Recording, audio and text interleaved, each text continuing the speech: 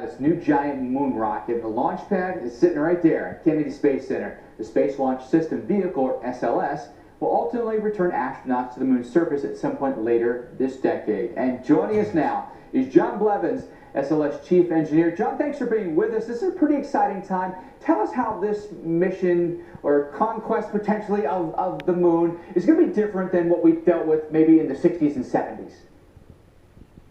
Well, the intent of this mission is to start a sustainable return to the moon. So the whole intent of the Artemis program is not just to visit this time, but to set up bases, to set up a gateway, which is basically a space station at the moon. So there's a lot of exciting stuff ahead in the Artemis missions.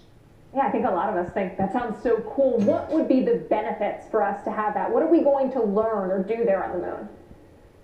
We're going to learn how to manufacture things. It's really the first step in any kind of exploration that we would do this deep space beyond this system, which would be the Earth-Moon system. So it's just really exciting, learning how to build things up there, learning how to put things together, and learning how to use the resources that are available off this planet and on other planets.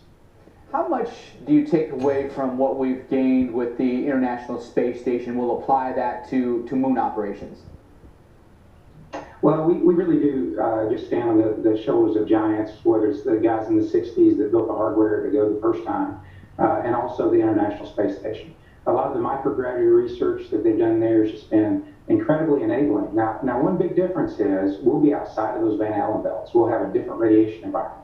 There's a different risk level. And so we're up in the ante, if you will, when we go out to the moon and do this work out there. Despite upping the ante, I've got to imagine there's quite a bit of excitement in people who are all in on doing this. Oh yeah, it was a big day yesterday just to see this big rocket, really the most capable exploration rocket we've ever built as a country, rolling out to the pad and getting ready for the first launch. It was exciting. John, not to mention, one thing that's going to be very exciting, and it's going to be different from previous times we've been to the moon, is NASA's committed to sending a woman to the moon for the first time. Yes, absolutely, yeah. Tell us what that's going to be like.